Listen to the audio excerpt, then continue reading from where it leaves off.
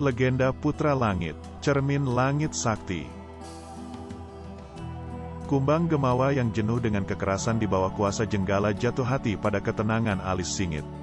Pernyataan Kumbang Gemawa keburu terdengar oleh Jenggala sendiri bersama siluman pukau. Seberapapun kekuatan gadis ini, jelas masih jauh di bawah Jenggala. Ulurkan pengampunanmu Tuan. Di saat kritis itulah tangan kejam itu tersengat oleh tangan alis singit. Sepenuhnya guru Raja Wali ini mencegah maksud jahat Jenggala. Tangan alis singit disambut cakar oleh Jenggala dengan garangnya. Oleh energi yang belum merata di tangannya, ia sedikit tersudut. Alam semesta tanpa arah, level 1 energi ufuk barat. Karena kedua kakinya tidak bebas sama sekali, alis singit merasa cuma mampu merapal level 1-nya saja. Untuk beberapa depa jauhnya Jenggala terdorong mundur. Ah, klak. Belenggu iga itu penyebab utama mengendurnya energi sejati. Alis singit mendadak ambruk. Hahaha, melindungi diri sendiri saja sudah jelas tak becus. Kok masih berlagak menjadi pahlawan? Nona, kau bagaimana? Jenggala, bukankah ia sudah lama mengabdi padamu? Dia setia kan? Ampunilah dia. Hei, kau tak usah campuri urusan kami, tahu? Anggaplah itu permohonanku. Tak pernah kau sangka kan? Bahwa kau juga perlu mengemis. Baik-baik, akan aku ampuni dia, kuserahkan juga padamu dengan satu syarat. Terima kasih, namun bila yang kau minta itu aneh bagiku, tetap aku tak bisa melakukannya. Hahaha, tidak aneh-aneh kok, aku hanya minta kau membereskan seseorang saja. Siapa dia? Kau akan segera tahu. Dia itu pembuat onar. Pembuat onar? Siapa gerangan? Telah terjadi bentrok di dalam kelompok mereka sendiri.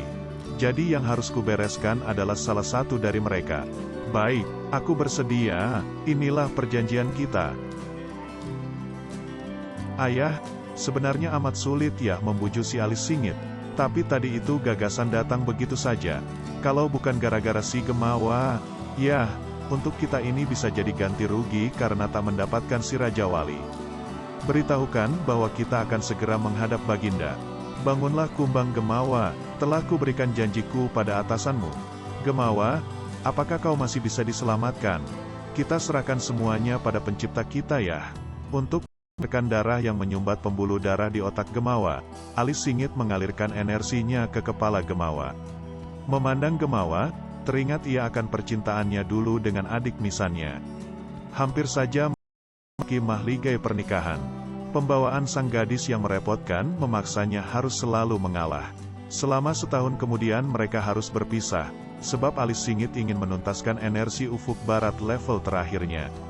Lama dalam penantian, sang kekasih telah dipersunting putra seorang hartawan.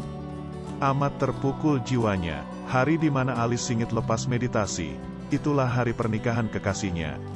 Paras wajah dan kungfunya menarik banyak hati gadis. Makin ia lari menghindar, makin bersemangat mereka mengejarnya. Kosong hidupnya selama 10 tahun, ia bermeditasi untuk berubah wujud. Ini memudahkannya untuk tak menarik perhatian gadis-gadis lagi. Dengan perubahan wujud itu, kenangan masa silam tertinggal sendu dan jauh. Siapa sangka bahwa 30 tahun kemudian, ia berubah ke wujud aslinya. Semoga bisa menyembuhkan kondisinya, aku telah memberikan janjiku. Hatinya gelisah melihat Gemawa terkulai tidak berdaya. Kita lihat lagi keadaan Raja Wali.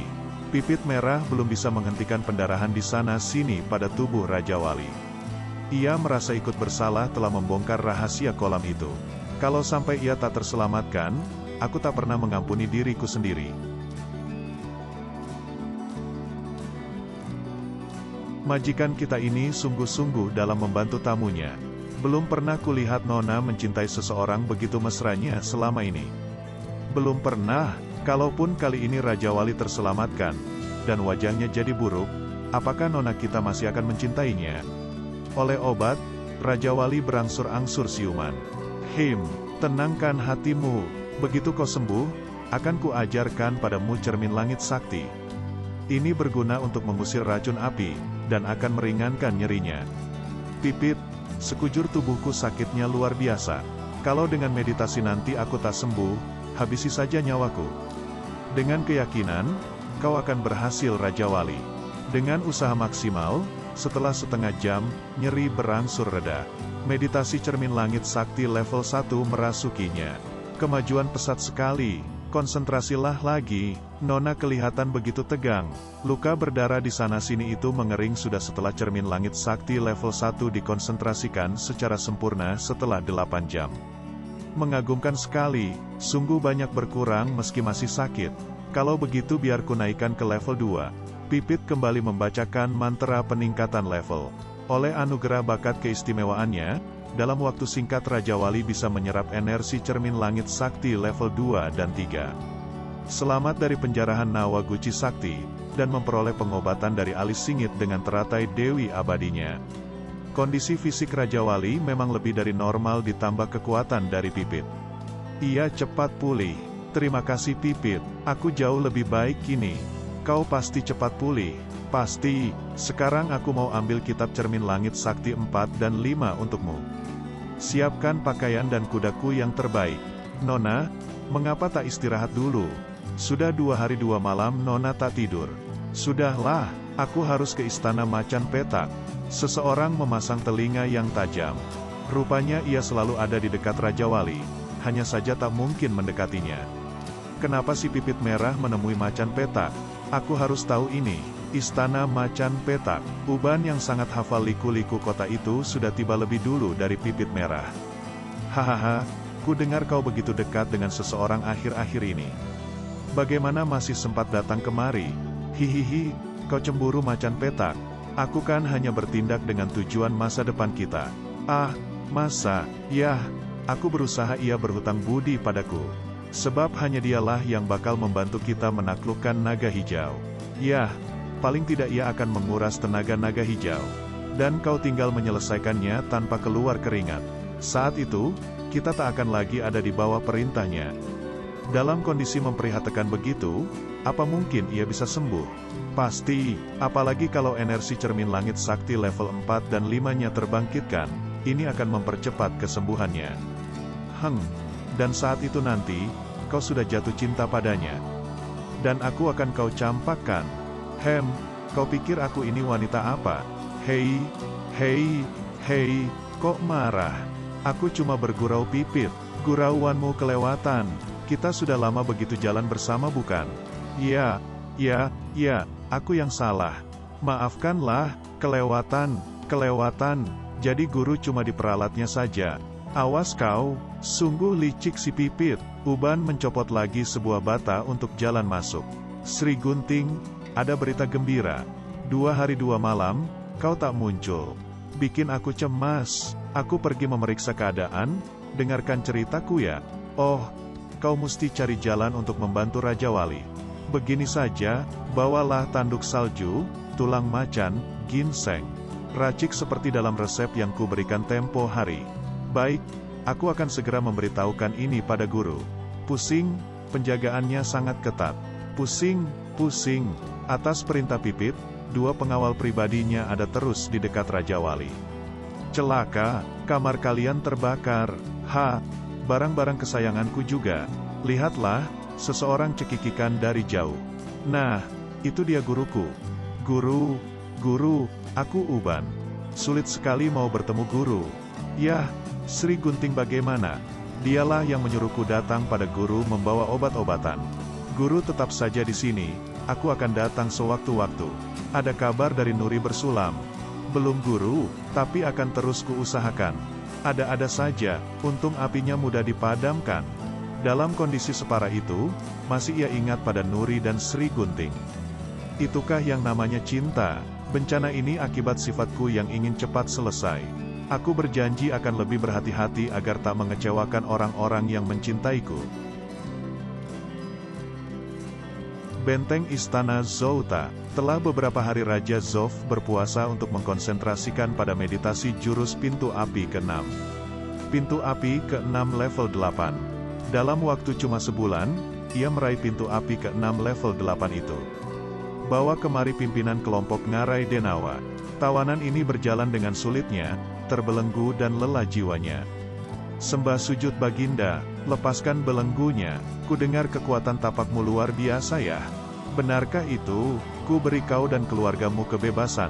bila bisa menahankan 3 jurusku ini. Dendamnya memuncak luar biasa pada Zof, sebab ia dan keluarganya dipenjarakan tanpa kesalahan.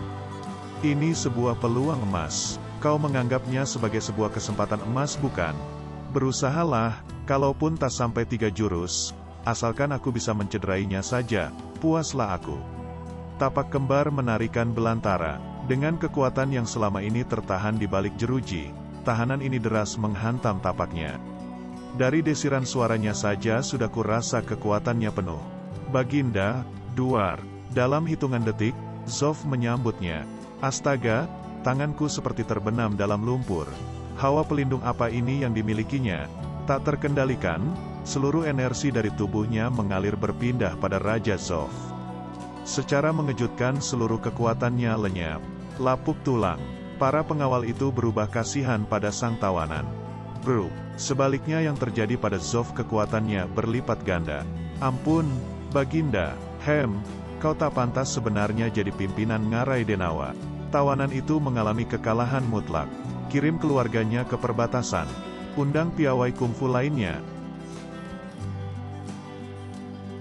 Jurus-jurus pegangan Raja Zof adalah jurus-jurus yang kejam. Untuk mengetahui sampai di mana keampuhannya, yang dijajal adalah mereka yang ia pandang sebagai saingan. Huahahaha, 3 hari lagi tanganku sendiri yang akan menyapa Jabrik Wanara. Dia akan mengenalku. Balairung Istana Zouta, Durjakala dan Jenggala datang menghadap Raja Zof. Besok kalian harus datang pada upacara agung kerajaan. Hah, ada upacara agung kerajaan? Ia akan berhadapan dengan gurunya sendiri Jabrik Wanara. Sujud Baginda, titah kami laksanakan. Saat kalian maju, ku isyaratkan dengan ku angkat gelas. Siap Baginda, kami mohon diri. Menjelang hari penentuan, ada 3 orang yang amat tegang. Bintang yang melambangkan kehidupan Raja Zof bersinar cemerlang. Sedangkan bintang untuk Raja Wali tampak suram. Oh Baginda, betapa cemerlangnya bintang perlambangan Baginda. Segala kebaikan yang Baginda lakukan akhir-akhir ini sungguh mendatangkan berkah untuk Baginda sendiri. Baginda adalah seorang putra langit. Baginda akan memenangkan laga besar ini. Yah, bagaimana dengan kekuatan Pangkon Bewana saat ini? Sujud Baginda, dia sudah mencapai level 7 pintu api ke-6. Sudah hamba siapkan agar ia turut bergabung dalam menuntaskan laga. Hahaha, dalam tempo 1 bulan saja, aku sudah melampauinya 1 level. Dia bukan apa-apa lagi untukku. Baginda, janganlah menjadi sombong. Apa maksudmu menegur Baginda, Datuk Saji? Aku tak akan berbasa-basi hanya dengan memuji Baginda.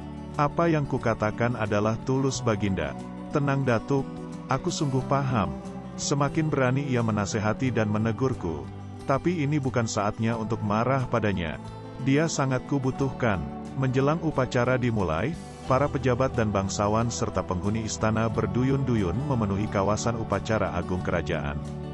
Ketegangan menyelimuti jiwa Raja Zof. Memperoleh penghormatan dengan begitu gegap gempita, ia merasa berbahagia sekali. Pionir Naset, Pionir Bogo, Pionir Koca, Durjakala, Pionir Taso, Pionir Songga, Gajah Amuk, Siluman Pukau, Jenggala, Alis Singit, Kumbang Gemawa. Berpegang pada perjanjian, Alis Singit mengenangkan jubah kebesarannya. Tak lepas sepasang mata ini memandangi penyembuhnya. Mengalunlah suara denting kecapi dan wewangian bunga di hamparan laga. Duduk di tandu 8 gadis. Dengan iringan musik dan menabur bunga, adalah Jabrik Wanara. Jabrik Wanara, dia seperti melecehkan Raja Zof. Bukan hanya Datuk Saji yang geram melihat Jabrik Wanara. Inikah yang dimaksudkan Jenggala tempo hari? Hahaha, tanpa berbasa-basi Jabrik Wanara terbang melayang mendekati Raja Zof dengan gemuruh tawa. Celaka, jangan-jangan dia sudah tahu rencana Raja Zof dan berusaha mendahului serangan.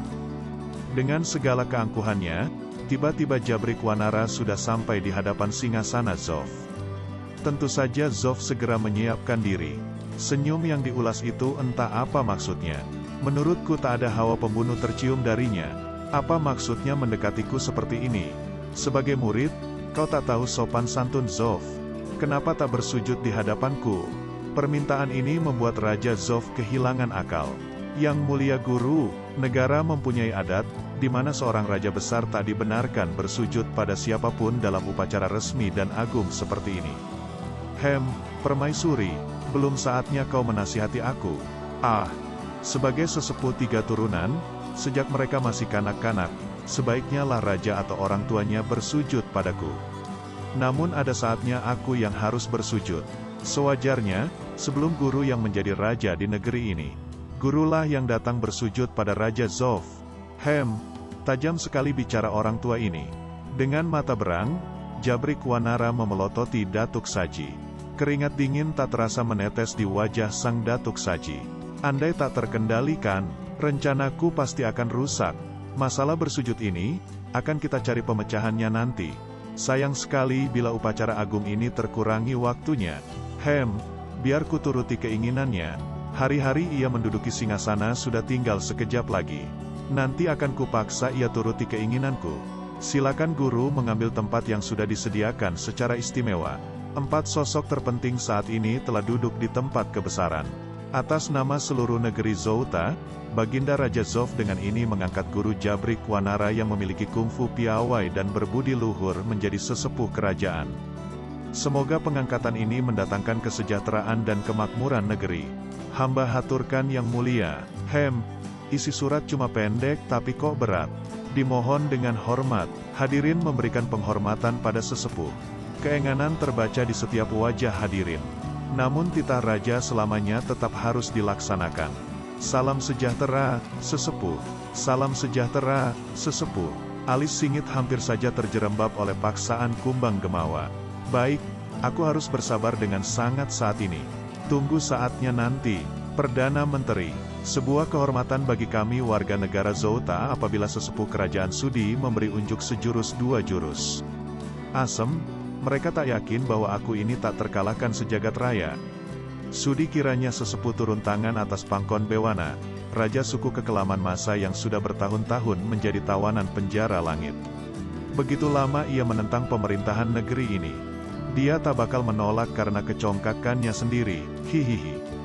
Hahaha, mengapa raja sebuah suku kecil yang kalian persembahkan pada sesepuh kalian ini? Apakah kalian menganggap persembahan kalian ini tidak terlalu menghina sesepuh kalian? Suara tawa itu mengandung energi tinggi, sehingga menyakitkan sekali bagi telinga semua hadirin. Banyak pejabat sipil jatuh pingsan karenanya. Dari kejauhan tampak 4 pengawal memotong kotak besi amat besar. Dari dalamnya perlahan, dengan langkah gontai keluarlah Pangkon Bewana. Kalau Anda bisa bertahan hidup di bawah beberapa jurus sesepuh, Anda berhak menghirup udara kebebasan di luar sana. Tatapannya kosong, sekosong itukah segala akal muslihatnya? Belenggu yang sudah diakrabnya bertahun-tahun itu mulai dilepaskan oleh para pengawal kerajaan. Dimintakan perhatiannya sesepuh akan mencoba menjinakkan tawanan kerajaan. Belum lagi ucapan itu selesai, Jabrik sudah tiba di hadapan Pangkon Bewana. Sebutkan pesan terakhirmu. Para hadirin berkasak kusuk mempertanyakan gagasan seperti ini. Pangkon Bewana seperti kebingungan mencari-cari, entah siapa yang ada di dalam pikirannya. Tiba-tiba wajahnya berseri. Ia menemukan sesuatu. Rupanya inilah yang jadi sumber pengharapannya. Inilah saatnya aku menguji ketangguhan ilmuku. Apakah ia masih sangat penurut padaku? Dengan suatu sinar hijau yang aneh, Ayu mengirim isyarat agar Pangkon Bewana segera menyerang Jabrik Wanara. Bunuh dia, yah, bunuh dia. Mata yang semula sayu itu mendadak beringas, syarat dengan nafsu jahat. Aku tak paham gejala-gejala orang ini. Semula tak bersemangat, linglung. Kini mendadak seperti mendapat kegembiraan luar biasa. Pangkon Bewana merapal hawa pelindung, dan Jabrik Wanara tertawa dengan amat angkuhnya. Di hari yang bersejarah ini, aku mau hadiahkan padamu 3 jurus saja. Ini langkah pertama untuk membuat semua yang hadir di sini takut padaku. Lihatlah kelegaan Pangkon Bewana. Tanpa belenggu, ia bebas kini menyalurkan tenaga dalamnya ke seluruh bagian tubuhnya. Semoga Pangkon Bewana bisa membuat repot si Jabrik, kalaupun tak mampu menaklukkannya. Sungguh aku berharap Jabrik akan terbunuh hari ini juga. Gema semangat Pangkon Bewana tak memperoleh reaksi sepadan dari Jabrik Wanara. Kunci pintu api ke-6, yang jadi rusak lantai balairum upacara. Edan, belum pernah ku kenal orang segesit ini. Masih 2 jurus lagi kakek. Dengan kecepatan dilipat gandakan Pangkon Bewana mengulang serangannya. Ia cuma menerpa desis angin. Geledek menembus awang-awang. 2 gumpalan awan hitam raksasa datang dari ketinggian dengan kecepatan hitungan detik. Geledek kembar menembus awang-awang. Dengan sekali kibas, kedua gumpalan itu hancur. Menakjubkan, setelah 3 jurus hadiah berlalu, Pangkon sama sekali tak bisa memetik buah kebebasan hidupnya. Aku mesti hati-hati, dia punya ilmu tak kuduga sama sekali. Bagaimana dengan Jabrik Wanara sendiri? Lengannya terasa nyeri, maka ia tak berani menganggap enteng lawan. 3 jurus sudah lewat, menunduklah kau padaku kakek. Aku belum membaca gerakan-gerakannya, masih asing untukku. Ketegangan mulai merayapi wajah-wajah hadirin. Pangkon bersikap sangat hati-hati ketika Jabrik mendatanginya lagi. Kalau mau benar-benar dilihat sakti, tak boleh aku lebih dari 3 jurus. Dia rapal level 2 lapuk tulangnya. Pangkon Bewana mengambil inisiatif menyerang lebih dulu. Ia lalu menyerang dengan bayangan 5 dimensi. Tanpa usaha menghindar, Jabrik memutar tubuh dengan kecepatan tinggi. Aku sulit menemukan titik sasaran. Ia memiliki daya putar tinggi. Memang hebat. Mengapa aku belum pernah mendengar namanya sebelum ini? Tak heran Zof sampai mengumpulkan banyak pendukung. Apa itu artinya lalu bisa memadai? Lapuk tulang level 2. Pangkon membalas dengan mengunci siku lawan. Tiba-tiba lengannya mengerut dan mengelembungkan hawa hitam. Pangkon Bewana mulai merapal pintu api ke-6. Dia berubah kuat secara drastis. Lapuk tulangku jadi melemah. Aku melihat lapuk tulang level 2 melemah. Benarkah? Dengan hentakan mengema, Pangkon Bewana berhasil memaksa Jabrik melepaskan cengkeramannya. Tampaknya keadaan menjadi amat seimbang sekarang. Oh, dia juga memancingku, menggunakan tenaga dalamku. Baik, tak disangka benturan itu menimbulkan kegegeran di antara para hadirin. Duar, yang bertahan hanyalah mereka yang ilmunya mapan.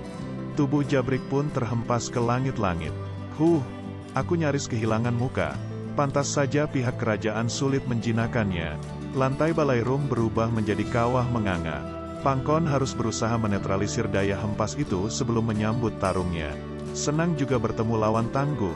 Supaya tak jatuh korban dengan sia-sia, Perdana Menteri menyerukan hadirin mundur jauh dari ballroom. Semua pejabat sipil diharap meninggalkan tempat ini. Ketika energi Jabrik di tingkatan, terlihatlah hawa pelindungnya memancarkan sinar yang kemilau. Jasad kencana, alis singit mengamati dengan cermat. Ia mau tahu celah kekurangan Jabrik Wanara. Lagi-lagi kegesitan Jabrik menggagalkan serangan Pangkon. Ia akan meningkat ke lapuk langit. Sulit diikuti dengan gerakan mata, tapak Jabrik sudah mendarat di dada Pangkon Bewana. Pimpinan lembah kekelaman masa ini terjengkang. Dada Pangkon mengembang besar. Ia mencoba melawan lapuk langit dengan pintu api ke-6. Tak urung kengerian itu membuatnya menderita saking sakitnya. Mungkinkah Pangkon menemui ajalnya sekarang? Akan kumanfaatkan ini untuk menyelesaikan urusan ini. Ia gusar karena ia tak segemilang serangannya yang terakhir. Aku sudah mulai bosan. Harus kubuka dulu hawa pelindungnya. Lapuk langit. Jari yang teraliri energi ini menyengat dada Pangkon. Ketika hawa pelindung terbuka, ia pun amat mudah dicederai. Wajah yang seharusnya cerah itu mendadak terperanjat. Rupanya, pada saat yang sama, Pangkon berhasil menggeser pintu api ke-6 di kedua lengannya untuk mengusir gangguan lawan. Dan tapak itu berhasil gemilang mengapit kepala Jabrik. Tapi jasad kencana memang tak boleh dipandang ringan.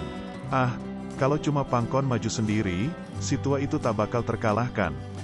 Apa harus dikeroyok ramai-ramai sekarang juga? Benar, kalau tadi habisi hari ini, jelas besok akan jadi malapetaka untuk kami. Pintu api ke-6 bergeser ke dadanya, menghentikan pendarahannya dan menghilangkan nyerinya. Level 4, tiba-tiba ada rasa nyeri di dahinya. Kenapa harus ditunda lebih lama lagi? Tak ada gunanya sama sekali berbasa-basi. Isyarat untuk bergerak, barisan pengawal utama, yang berdiri di barisan terdepan maju bareng. Ternyata ini semua sudah diatur oleh Zof. Baik, semua akan berakhir di sini hari ini. Tubuh Jabrik Wanara terselimuti oleh hawa pelindung jasad kencana. Maka senjata Naset hancur begitu menyentuh tubuhnya. Krak! Bogo yang mengandalkan tubuh besarnya, maju memeluk Jabrik. Cari mati kalian! Bogo harus menemui nasib seperti Naset. Terjadi sesuatu lagi ketika Pangkon nyaris terenggut nyawanya. Ada semangat untuk merebut nafasnya kembali. Koca dan Taso maju berbarengan. Kalau saja bisa menakar kekuatan Jabrik Wanara sejak semula. Namun serangan mematikan Jabrik dihentikannya, sebab datang sebuah kapak raksasa. Malang tak dapat ditolak bagi Taso. Koca saja yang lolos dari maut. Maju! Durjakala sering menggunakan kapak itu, tapi belum pernah ia merasa harus menggunakannya dengan tenaga seperti ini. Himpitan hawa kelabu. Jabrik harus memperhitungkan posisinya kini di antara Jenggala, Durjakala, dan Pangkon Bewana. Sementara itu Siluman Pukau mengambil inisiatif untuk bergabung. Jabrik memutar kapak, Jenggala dipaksa berputar-putar. Lapuk sukma itu mulai merasuki benaknya, dan nyaris saja membuat Pangkon pingsan. Ia masih punya sisa kekuatan. Ada peluang untuk merangsek pangkal kaki Jabrik Wanara. Merubah siasat, Durjakala melepaskan kapak dari genggaman. Pertanyaannya sekarang adalah, apakah jasad kencana efektif menangkal serangan 4 jagoan sampai di titik fatal tubuhnya? Semangat pasukan istimewanya sungguh menggembirakan hati Zof. Ia lupa basa-basi di hadapan Jabrik Wanara. Bagus, bagus. Istana Naga Hijau, rumah sayap kanan. Sudah 10 hari ini Raja Wali bersikeras meditasi. Semestinya level 4 dan 5 cermin langit sakti bisa meredakan racun di tubuhnya, tapi memang butuh waktu lama. Kalau macan petak butuh meditasi 20 tahun, bagaimana dengan dia? Tiba-tiba seluruh pembalut di sekujur tubuhnya berhamburan seiring dengan teriakannya yang mengema. Wajah Raja Wali yang tak karuan itu membuat pipit merah dan pengawal pribadinya tersentak kaget. Astaga!